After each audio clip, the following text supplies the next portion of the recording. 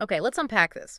We're diving deep into a really significant technical project today, migrating a data warehouse. Yeah, a big one. And specifically, we're talking about a common journey many organizations consider, moving from Snowflake over to Google Cloud's BigQuery. Definitely a major undertaking, one that touches many parts of a data team and the wider business. It sounds complex, and honestly, it is involved. Right. But the key, as with most big challenges, is having a solid plan and sort of breaking it down. And that's exactly what we're going to do because this deep dive is built around a very detailed checklist you shared with us, effectively a roadmap for this specific migration. Our mission today is to walk through this checklist, understand the compelling reasons why someone would make this move, what the crucial steps are, and ultimately what it takes to make this kind of transition successful. We're aiming to give you that clear picture, highlighting the really impactful nuggets along the way. Absolutely. Think of this as getting the essential guidance, sort of cutting through the noise to see the critical path and understanding not just what to do, but often why that step is so important. Perfect. So let's kick off with the why. The source outlines some compelling reasons for migrating from Snowflake to BigQuery. What jumps out at you as the biggest drivers? Well, I think often the most significant factor is the deep integration BigQuery offers with the broader Google Cloud Platform GCP. Ah, Things like native integration with services such as Dataflow, which is great for ETL, extract, transform, load tasks, or Vertex AI, Google Cloud's machine learning platform. so it's not just replacing one database engine with another. It's about becoming like tightly woven into the entire Google Cloud ecosystem. Precisely, yeah. That tight integration extends to operations too, unified billing and IAM.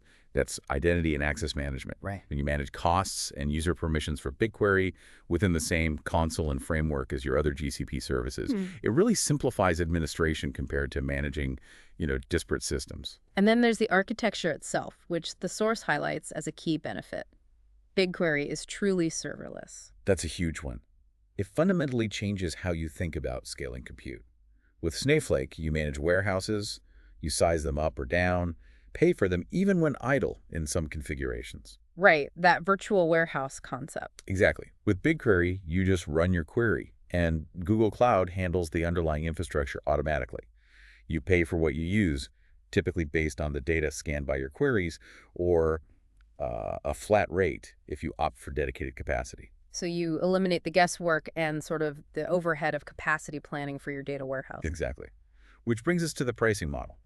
Scalable paper query.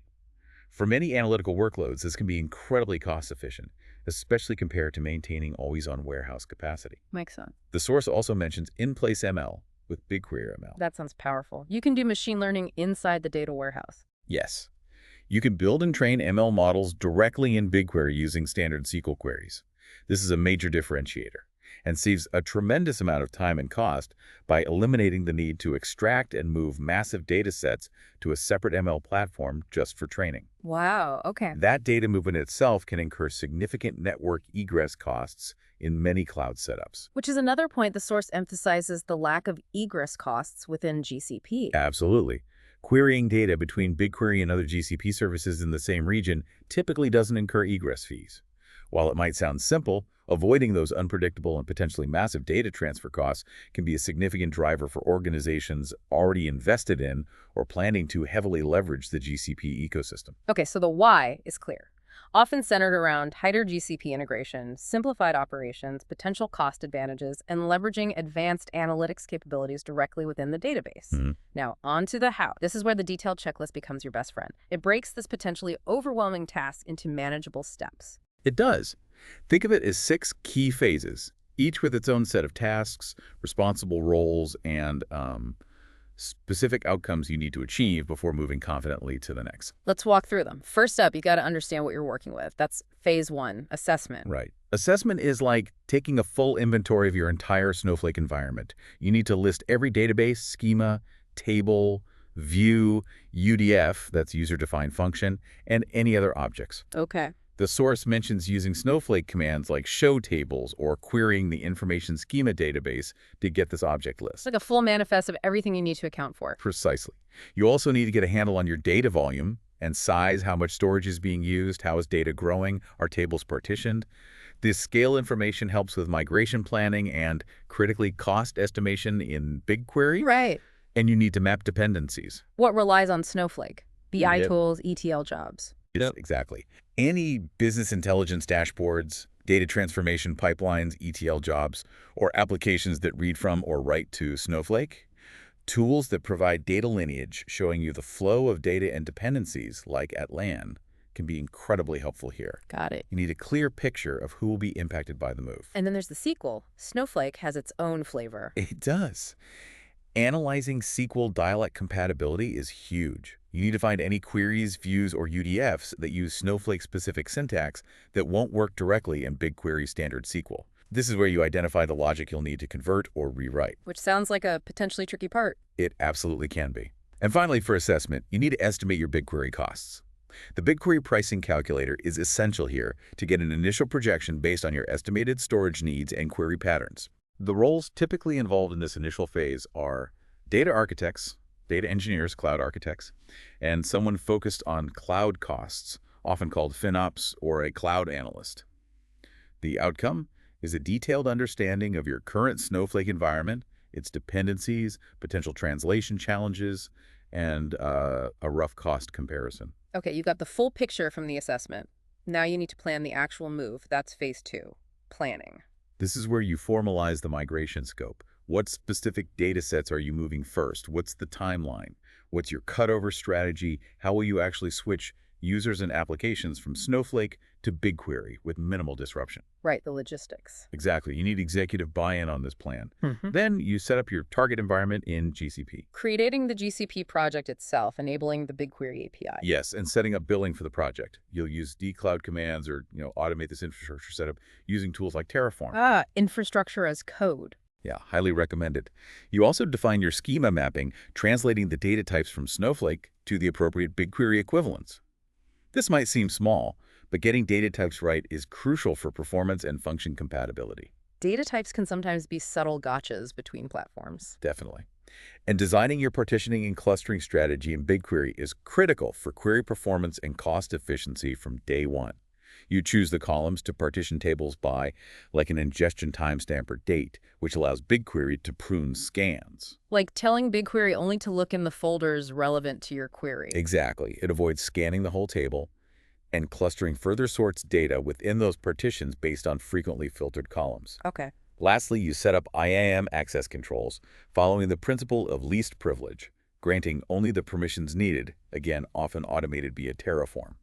The roles here are usually project managers, cloud admins, data architects, data engineers, and security engineers. Got it. The outcome is your BigQuery environment ready, a clear migration plan, and the crucial schema and partition design decisions made.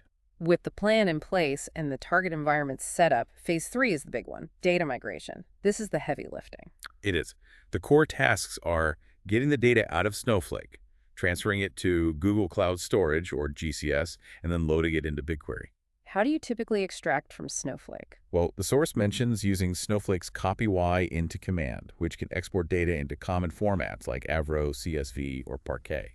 A clever point is that you can often configure Snowflake external stages to write directly to cloud storage like GCS. Oh, really? Yeah, simplifying the transfer. So you could potentially bypass downloading it locally first. Correct, which saves a lot of time and hassle for large data sets. Yeah. If you can't go direct from Snowflake to GCS, you'd use tools like GSL to Tap or Google Storage Transfer Service to move the data files to GCS. GCS acts as your staging area in the cloud. Okay. That you load it into BigQuery. Using the BQ load command or other tools. Yes, BQ load is a common command line tool. Or you can use orchestration services like Dataflow or Dataform, which the source mentions for more complex loading or transformation pipelines. Automation with Terraform is key here for making this repeatable. Right. But the absolute most critical task in this phase is validation. Just loading it isn't enough. You have to check it. Non-negotiable. You must validate row counts and sample data to ensure everything made it over accurately. Running simple select count queries in both Snowflake and BigQuery. Comparing apples to apples. Exactly, or even comparing hashes of sample data using functions like MD5, Tojai, SonString is vital. The roles are data engineers, cloud engineers, and QA. The outcome is validated data successfully loaded into BigQuery. Okay, the data is in its new home.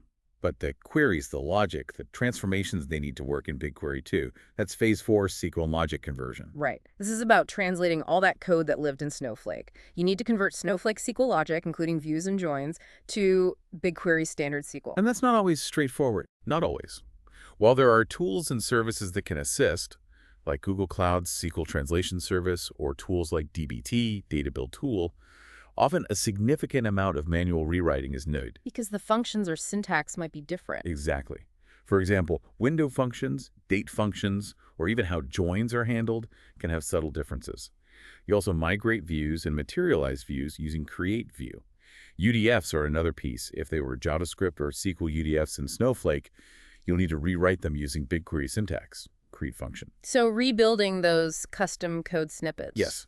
Stored procedures are often the most complex part of this phase. BigQuery has scripting capabilities, but often organizations choose to translate that procedural logic into external orchestration tools like Cloud Composer, which is managed Apache Airflow, or Dataform, Okay. Google Cloud's own data transformation service, to manage their pipelines outside of BigQuery itself. The goal is to ensure the same transformation logic runs correctly and produces the same output as it did in Snowflake. Roles here are data analysts and data engineers. And the outcome. Verified queries, views, and transformation logic running correctly in BigQuery. Phase 5 is critical. Validations in QA, kicking the tires, hard. This is where you become hyper-vigilant.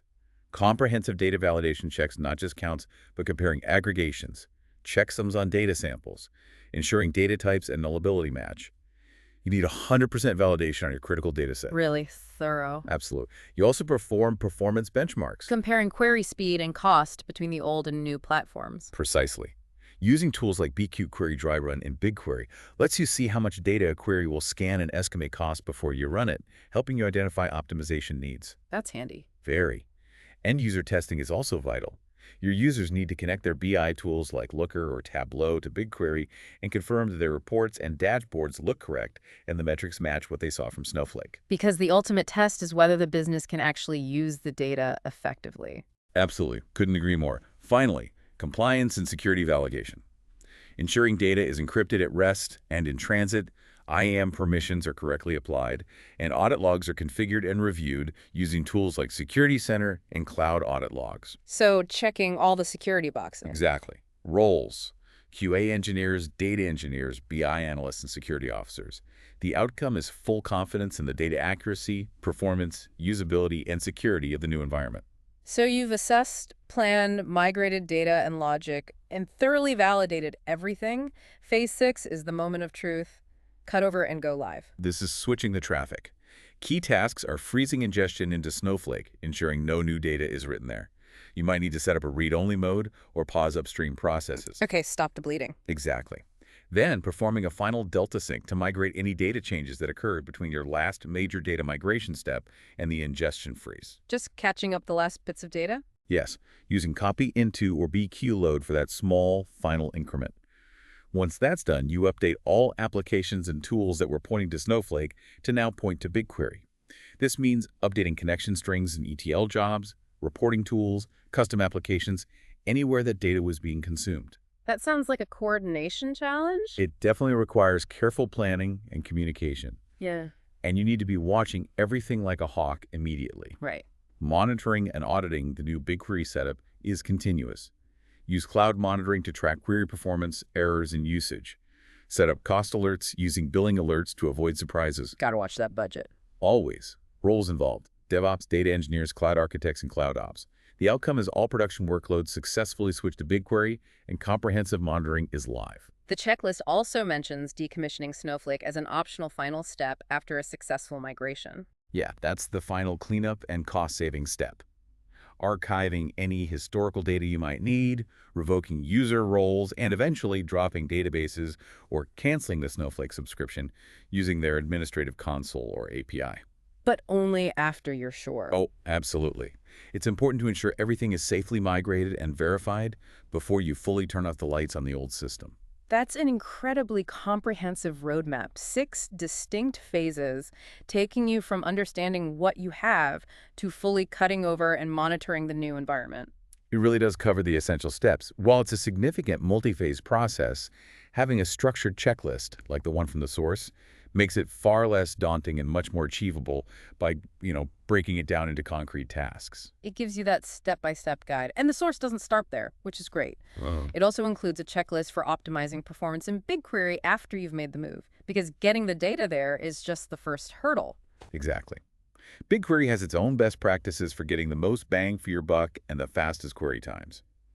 The optimization checklist covers crucial areas like query design. Simple things like avoiding select teller. That's one of the most impactful.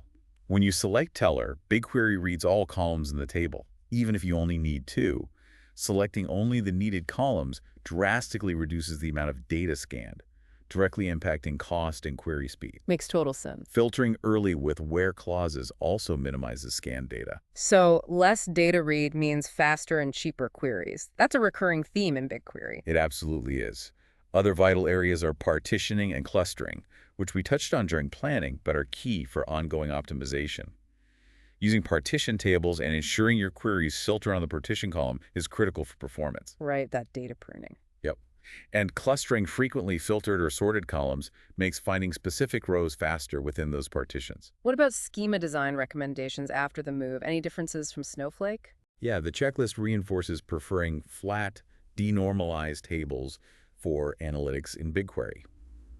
Unlike traditional relational databases optimized for transactional writes, BigQuery generally performs best reading wider, flatter tables. Interesting. Using correct data types instead of just dumping everything into string columns optimizes storage and allows BigQuery to use specialized functions more effectively. And how does the checklist help with cost management after the move? Well, under storage and cost, it highlights monitoring slot usage if you're using BigQuery editions or flat rate pricing to understand where compute is being consumed.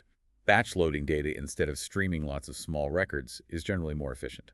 Okay. And using cost-effective formats like Parquet or Avro saves storage space and can improve load query performance compared to, say, CSV. Any other tuning gems in there? Caching and materialization are big.